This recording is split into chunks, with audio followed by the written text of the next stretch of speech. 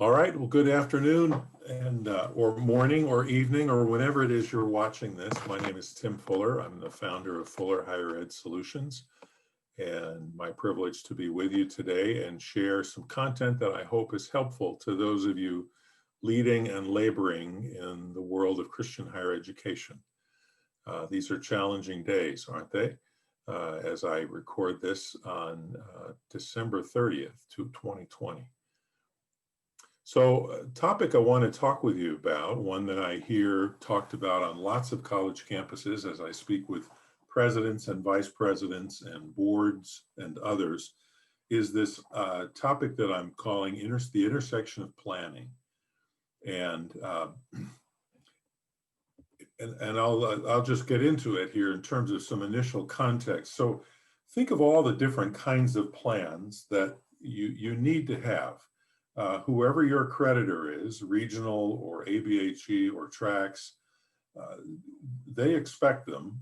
And I think what we're seeing more and more on campuses now, plans as they exist are not just supposed to be, oh, good, they have one and we'll check a box, but there's also some idea that this thing is actually active and living and so on. So, and then donors expect to see them as well. And others, people you're thinking about hiring, want to know, where's the institution now, where are you heading, and how are you going to get there? And that's really, in its simplest form, what planning is. So here's the planning roster for a typical college or university. It starts with a strategic plan. I would call this the highest level of planning. And I talk with my hands a lot, so we'll see how that works on YouTube. But that's the highest level of planning. And these other plans that I'm mentioning here below, your campus master plan, or sometimes referred to as the facilities master plan. I like the campus master plan term better because it's not just facilities, it talks about the campus. And for those of you who are now functioning in robust ways in online education, of course, your campus is a little different than bricks and mortar.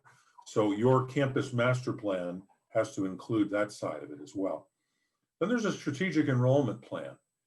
So we have these goals, and including them enrollment, including in those goals is enrollment. So what are we going to do to achieve those enrollment goals? Then there's operational plans of all kinds. So again, if you picture that idea of strategic plan as the highest level of planning, and all these other things rolling up to it. So under operational plans, there'd be a finance plan and a budget plan and an academic plan and a student life plan and advancement plans, fundraising. If you're in campaign mode, and doesn't it often seem that you're either in campaign mode in the silent phase of campaign mode or planning for the next campaign? But there's often a plan related to that as well. And then there's other kinds of plans. So everything, in my opinion, everything needs to roll up to, support, and stem from the strategic plan.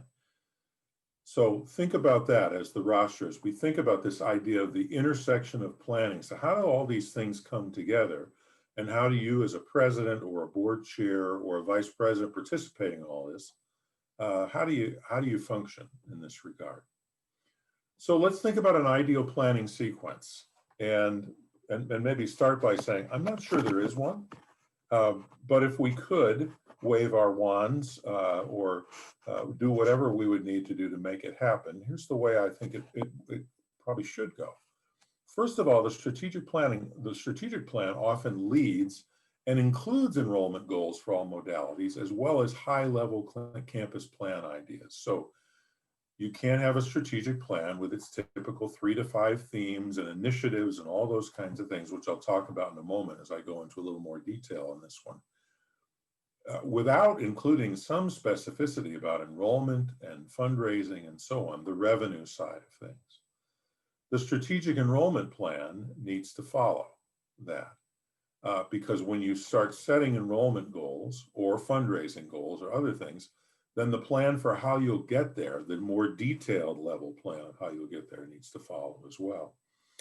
And then often a campus master plan, and here we would include, as I said before, what's happening in your online campus, that needs to follow both of these since it needs the goals and specifics to inform its priorities.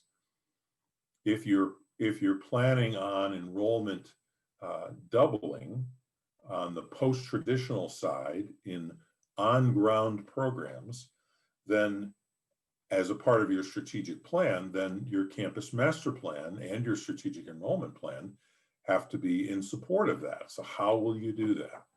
Sometimes it's one of the easiest things to do in a strategic planning process is to say, well, we're going to double enrollment. All those in favor? And everybody says, well, who's going to vote against that? Hopefully, a bunch of people these days are going to vote against it.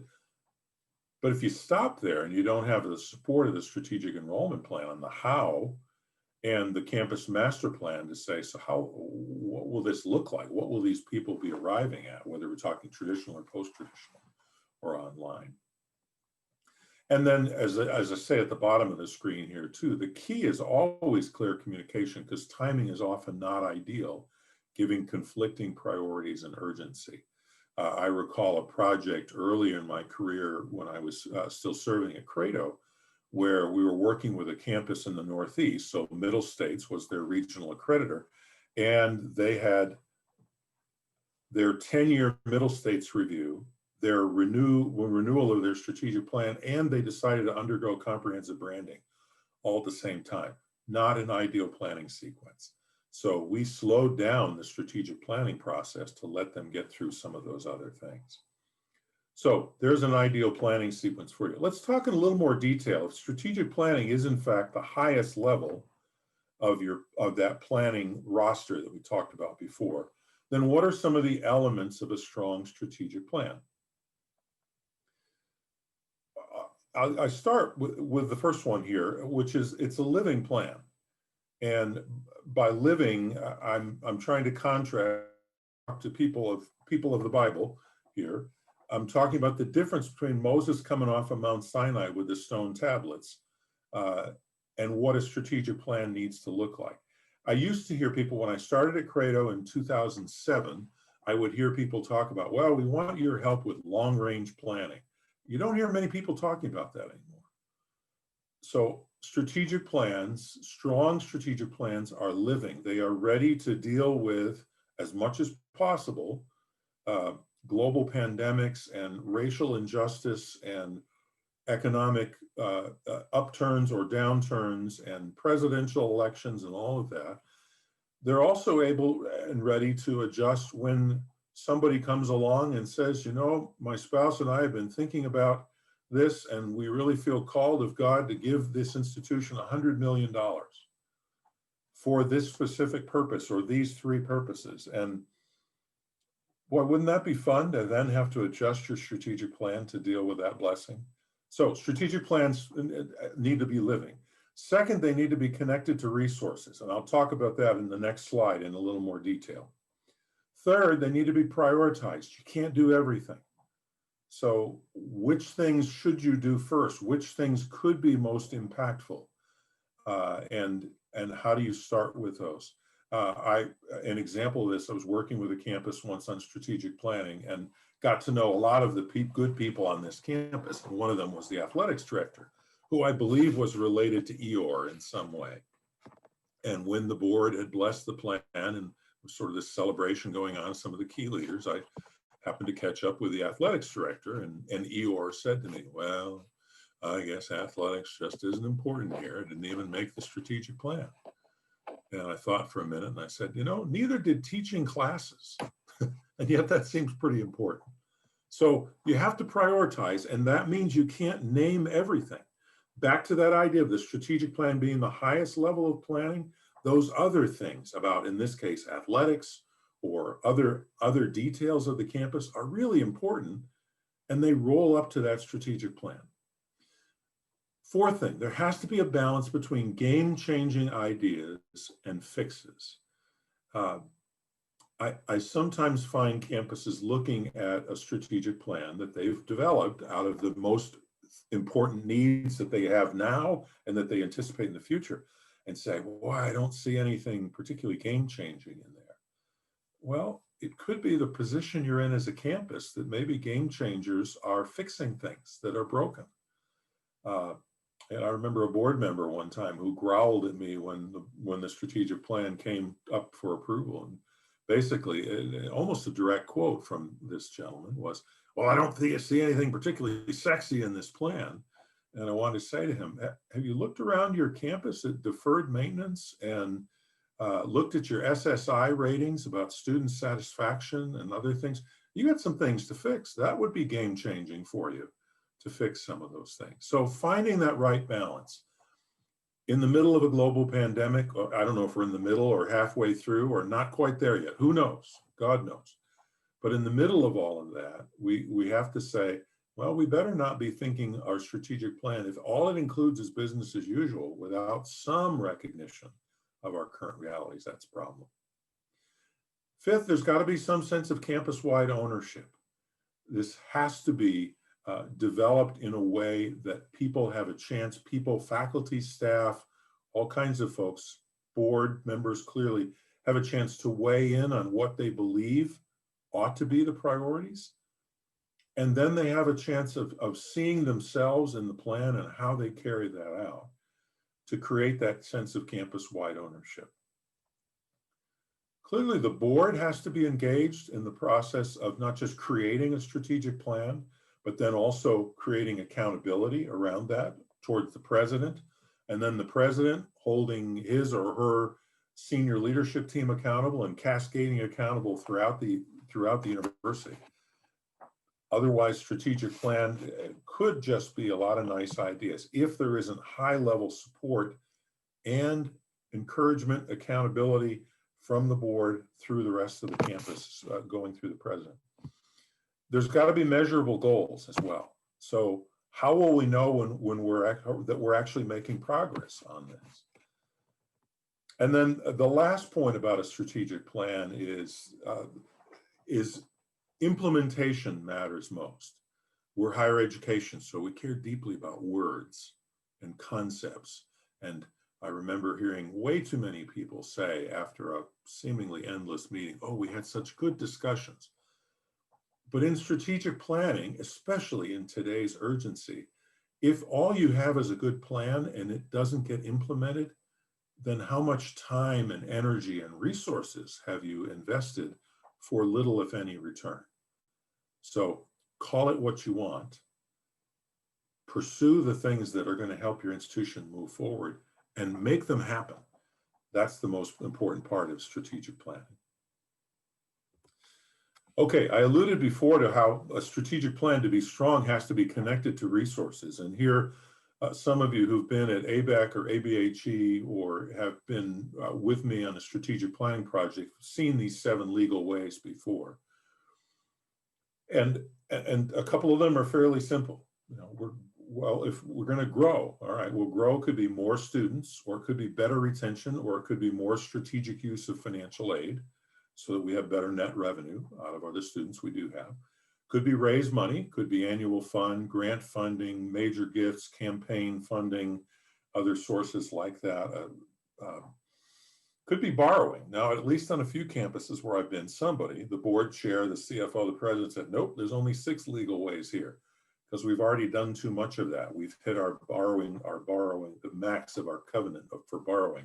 Or I've worked with some campuses where they don't believe in borrowing, sometimes coming out of a tough experience where they were deeply in debt, and now that they're out of it, they don't want to go back in.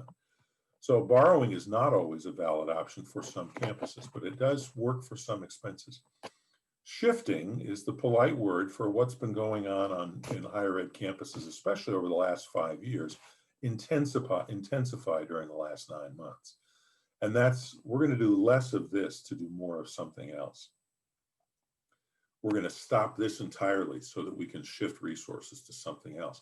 The reason why I think that's the hardest of these 7 legal ways is because we're higher education, we're very much a labor-intensive industry.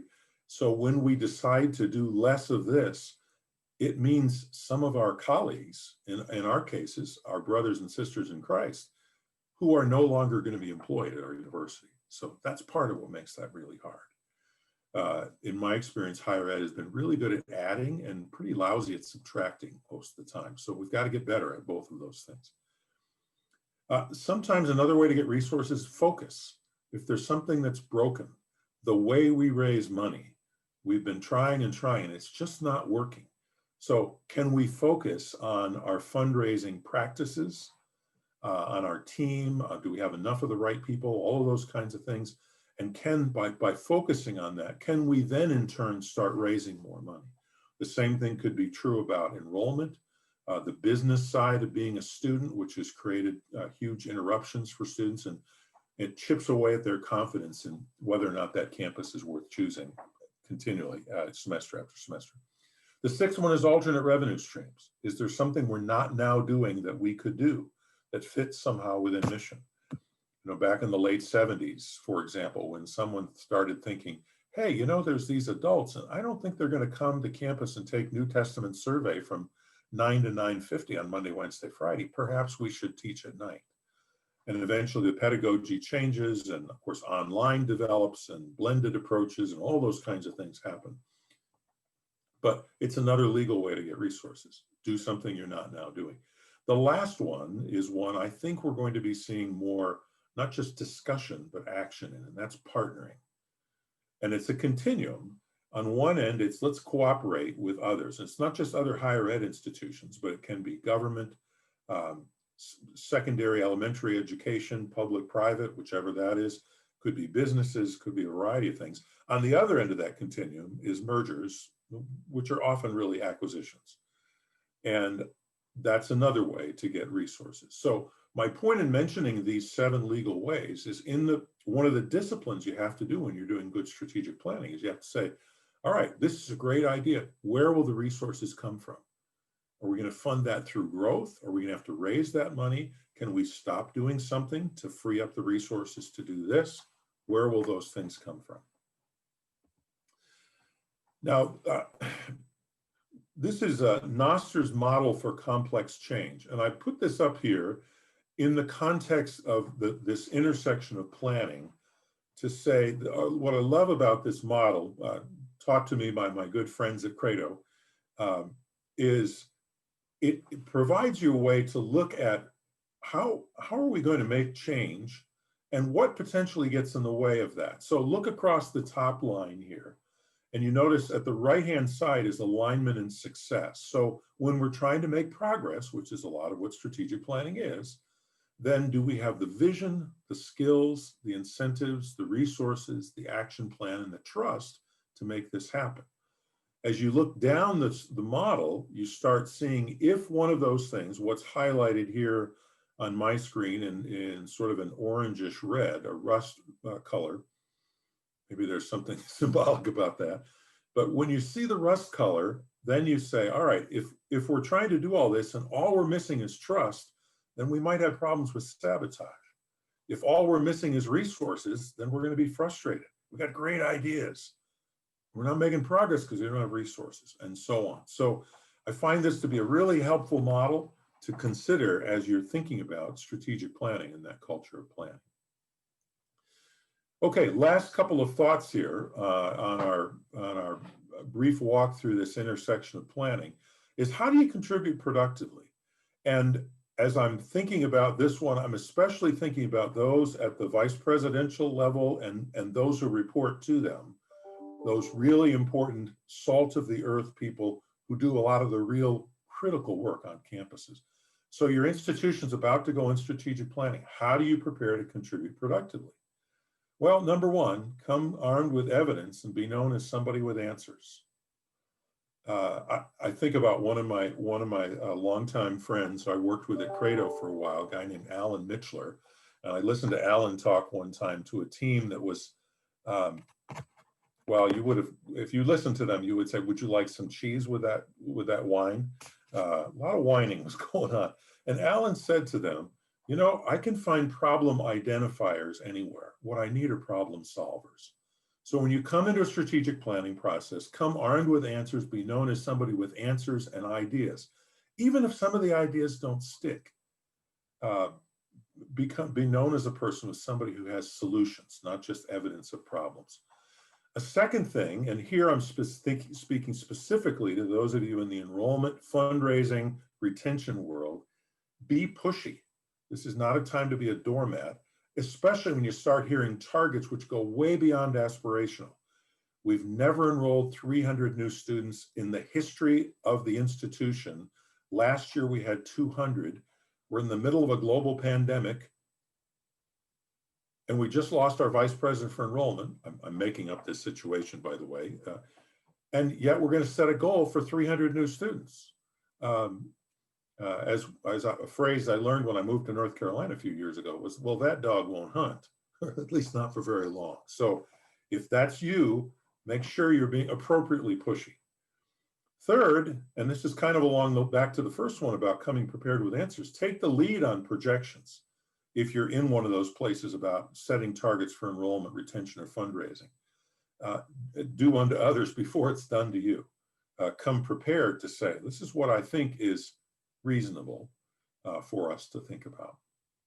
Fourth, be an ally to your cabinet colleagues, for those of you at that level, with data, ideas, and pushback. That's the last point there. Don't just be the captain of Team U. Think bigger. One of the things I often observe when I'm meeting with enrollment or with cabinet leadership teams, which I've done a lot of over the last 14 years since leaving Houghton College, where I served for a long time, and I was on the senior team there for 13 or 14 years as well. One of the things is often interesting for me to observe is as I get to know this team that's sitting around the table, are they the captain of team advancement or team academics, or are they truly a senior level leader thinking with the college's best interest in mind? It's a difference. It is a subtle difference. And it's really important as you go into a planning process to make sure that you're prepared to listen creatively, to ask great questions, to jump in and be supportive of the institution, to have the institution's best in mind, not just, hey, I want to make sure my team gets what we need in all of this process. So I hope those thoughts on this intersection of planning have been helpful to you in creating some, maybe some affirmation of the way you go about this on your campus, maybe some helpful thoughts to think about how we should do this differently. If I could be helpful to you in some way about strategic planning or strategic enrollment planning, you see my contact information on the screen. If you're looking for help on campus master planning, I recommend my now former colleagues at Credo, with whom I'm still associated, and you can see Emma Jones, Chief Brand Officer, and her contact information that's there. So blessings on you as you walk through this really important work of strategic planning and all the plans that roll up to it. Godspeed on that journey.